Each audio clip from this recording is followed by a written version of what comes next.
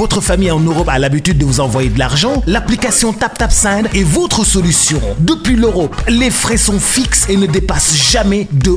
Au Sénégal, vous recevez directement l'argent envoyé sur votre portefeuille Orange Money et sans aucun frais de retrait. Grâce à TapTapSend, plus personne n'a besoin de se déplacer. Vos proches en France, en Italie, en Espagne, en Allemagne, en Hollande, Belgique vous envoient directement de l'argent depuis leur canapé et vous le recevez dans votre Orange Money. jërëjëf TapTapSend. jërë ngeen jëf mbokk internet luttetv.com ñoo ngi leen di nuyu bu baax a baax di leen jaajëfal. tey lundi 14 juin 2021 ñu ñëwaat ak yéen ci xibaaru revue de presse yi Lamine Seck nekku fi Boucar Ndour nekku fi waaye Amina moo ci daal di ànd ak Ibrahima Faye jaajëfal naa la Beuz. maa ngi lay ziar bu baax Amina di nuyu mbokki internet yëpp ñu ñuy seetaan à travers luttetv.com effectivement Lamine moom mu nga ca Gambie Boucar moom mu ngi ci liggéey bi donc macha allah ñu fas yéene leen remplacer rek jéem rek incha allah. ba tax na nag Beuz dañuy daal di dalal rek journal bu bees bi nga xamante ni Abou Ndour moom moo ko bind tey ji nekk première apparition tombeek altine 14 juin bi 2021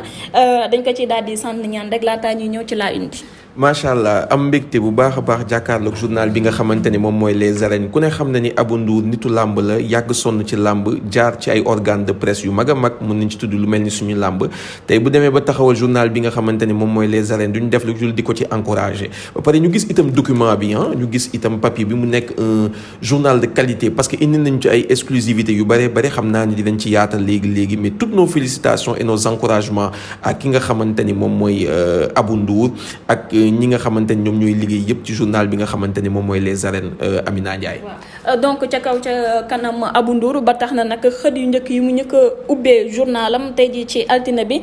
bokk na ci li nga xamante ni moo nekk ci diggante Modou Lo ak Zarko d'après sortie bi nga xamante ni Zarko def na ko réponse bi nag mi ngi directement ci les arènes. réponse baa ngi ci les arènes gis nañ effectivement comme ni ko suñu làmb fësalee Zarko ak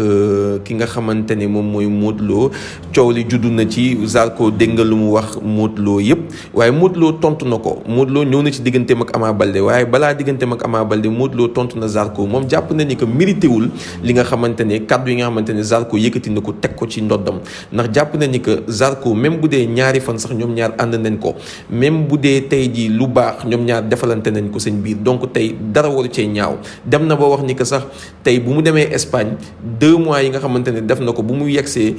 pour préparer combat ak Balla Gaye de woo na Zarko ne ko maa ngi Espagne pour bëgg naa ñu gisante waaye jotuñu gisante waaye loolu teewul méttiwu ko mais comprendre lu tax Zarko commencé benn acharnement di yëkkati ay kaddu di ko teg ci ndoddam loolu rafetlu ko waaye soxlawul mu ciy xuus ndax jàpp na ni comme ni ma ko waxee sànq même bu dee ñaari fan ñoom ñaar ànd nañ ko ci lu rafet. waaw nee na xelam moo toll foofu moo tax muy woo presse bi ba presse bi ñëw muy wax lu ñaaw ci daram mais moom àdduna du neex ba mu waxal ko lu ñaaw te lu baax rek la ko yéene tey jii bu sañoon jàmm moom mooy dox ci képp koo xamante ni diggante ñaari mbër nga waaye yemul foofu digganteem ak Ama Baldé nekk na sujet d'actualité boo xamante ni amateur yi moom la ñuy naani ataaya waaye nag nee na parewul sax pour may benn chance Ama Baldé ci kanamam ba mu koy daan. macha allah loolu mooy daj dëpp gi combat boobu nga xamante ni Luc Nicolaï tëgg na ko mu war a am le 25 décembre incha allah à l'arène nationale ba léegi ñuy xaar seen premier face à face mais combat bi bëri na coow te bu ko Abou Ndour laajee ne ko mais Modou gis nañ ni que bëri na ay observateurs yi nga xamante ne jàpp nañ ni que Ama Baldé mënul ci yow dara mu ne moom loolu moom mooy gëm-gëmam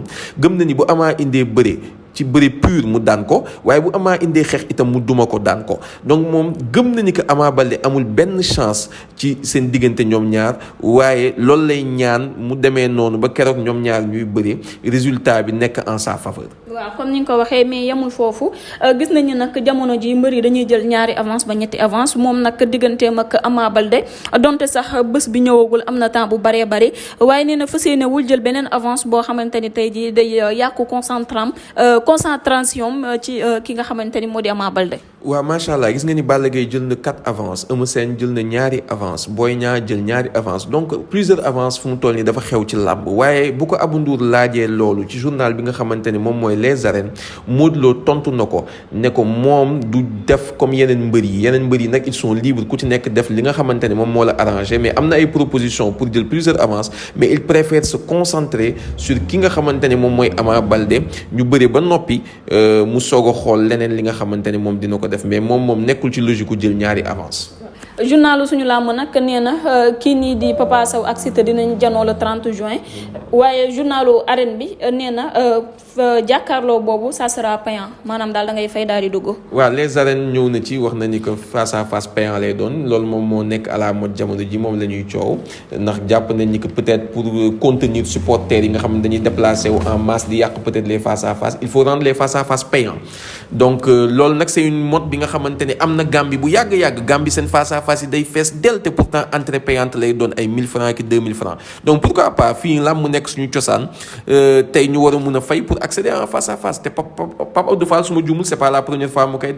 defoon na ko ci diggante Papa Sow ak Ama Baldé ci mu ngi ko tëggee woon mu ngi defoon face à face bi Iba Mar Diop ci stade basket bi même pas ci stade handball bi mais ci stade basket bu ndaw a ndaw te su ma juumul face à face boobu nit ñi dañu fay pour accéder au face à face donc loolu nga xamante ni vraiment Pape Abdou Fall mbëbën na ko ñu ko ci encouragé.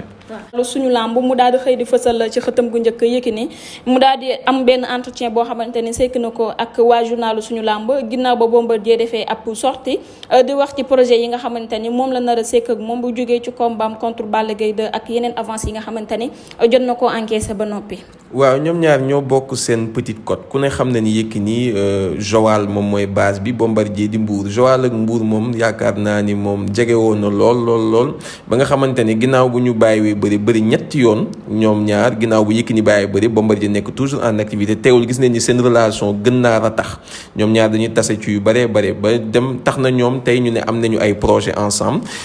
Bombardier leeral nañ ni que sax ñoom ñaar fas yéene nañu ubbi benn écurie bu mag a mag yaakaar naa ni loolu avantage bu Petite Côte lay doon. waaw comme ni nga ko waxee rek ba tax na noonu lañ koy tuddee dinañ fi gis ay mbër yoo xamante ni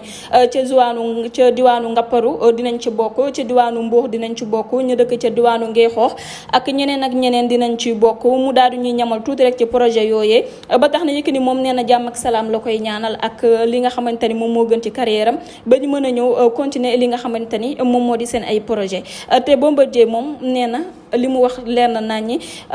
objectif am du lenn du doon li Yékini apporté ci làmb ginnaaw ba mu retraité moom tamit loolu la bëgg a apporté ci làmb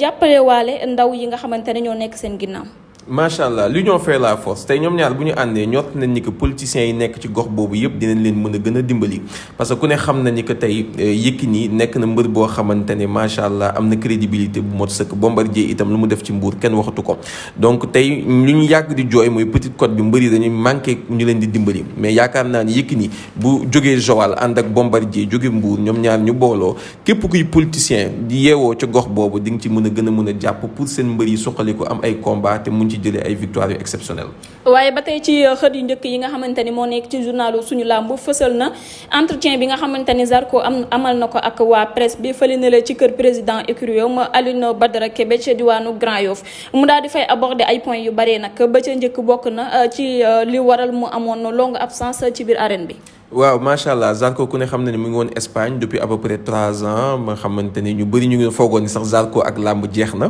waaye ki nga xamante ni moom mooy Mo Gates indiwaat ko ci làmb tëgg combat wam bu am solo digganteem ak Baye Mandione mu dellu si nag jàppoon conférence de presse dàqoon ko waaye nag mujjee na amalaat conférence de presse bi gis nga ni ci conférence de presse bi abordé nañu ci thème yu bëree bëri wax na ci Modou Lo wax na ci combat am ak Baye Mandione et puis wax na itam sax ci Libidoor bi nga xamante ne nekkoon na ci écurie wam boobu nga xamante ni moom mooy Grand Yoff mbooloo mbooloo boobu noonu lay daal di ñëw ak yow Ibrahima Faye nee na amuñu problème mu staff amuñu problème mu entraînement wala entraîneur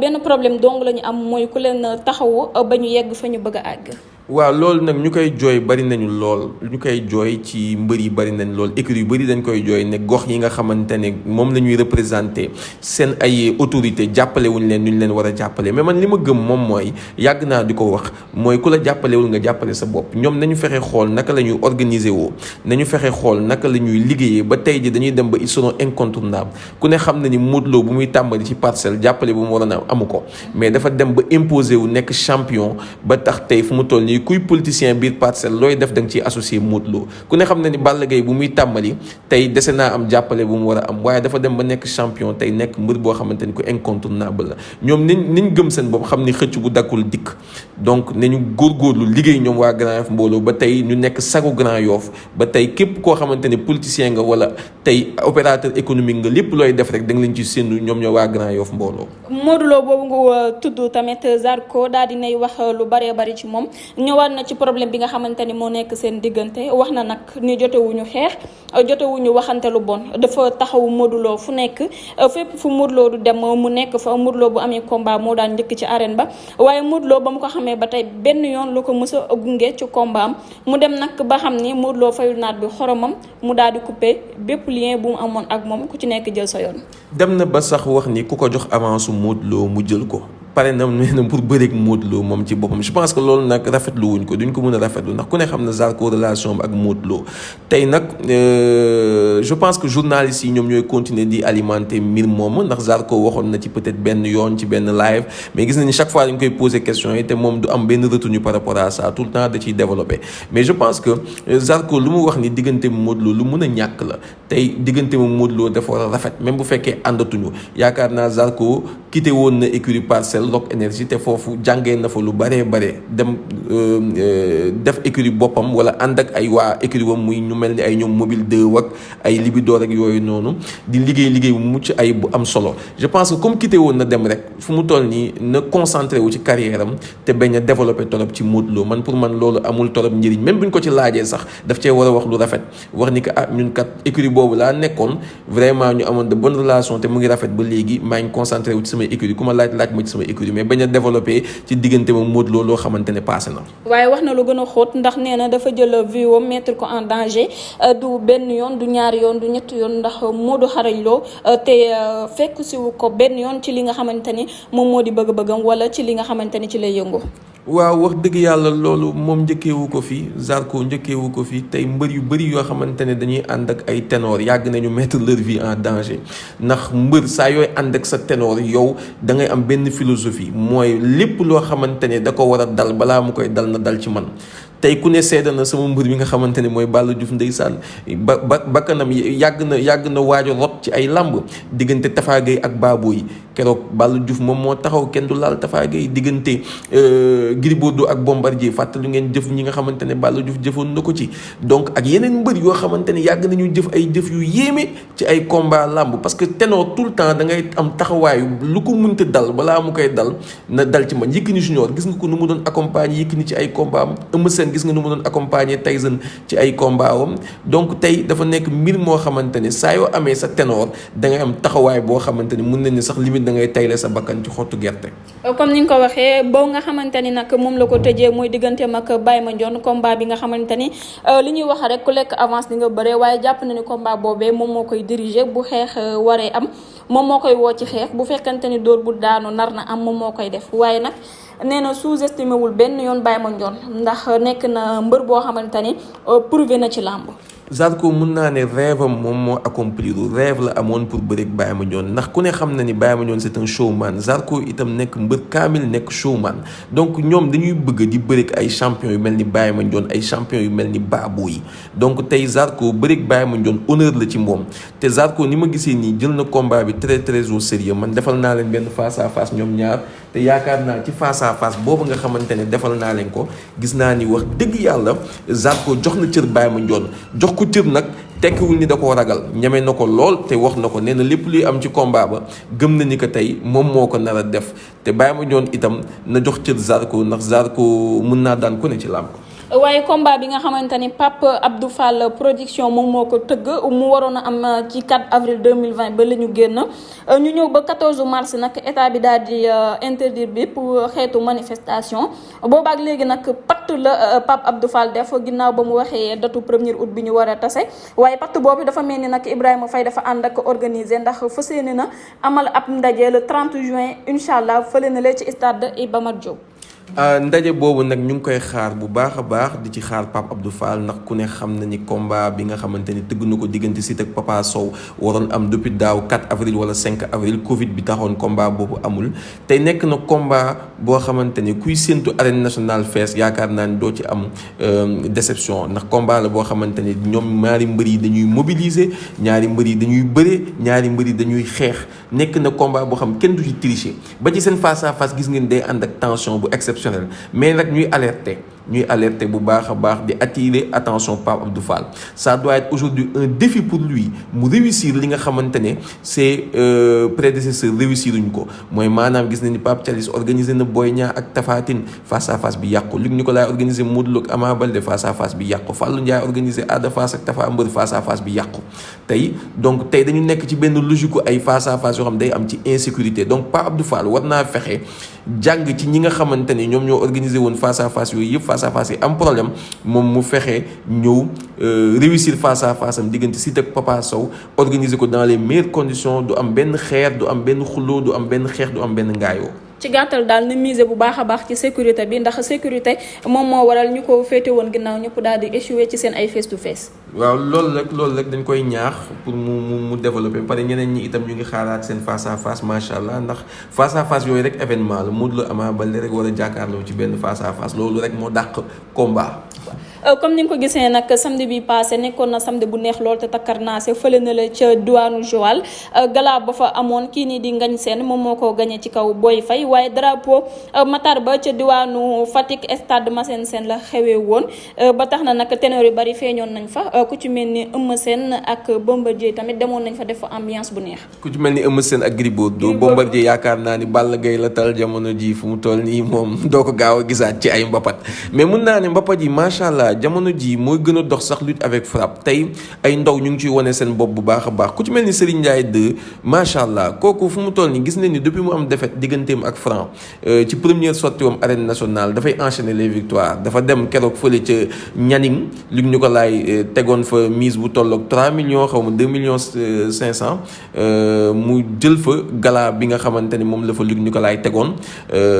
daan fa final booy boobu nga xamante ni moom mooy lacrymogène jóge fa enchaîné ñëw au niveau de Dakar terrain gaal gi jël combat bi nga xamante ne doomu Amrassa bi tegoon na ko muy Yacine enchaîné demaat fële nga xamante ne moom mooy Ñaaxaar Yékini tegoon fa combat mu tegoon fa galaat lu traditionnel mu gañe ko itam waaye Serigne Ndiaye doyalagul ñëwaat daan dut saane foofu nga xamante ne moom mooy terrain gaal gi encore mu nekk 4 gala yu mu enchaîné di ko jël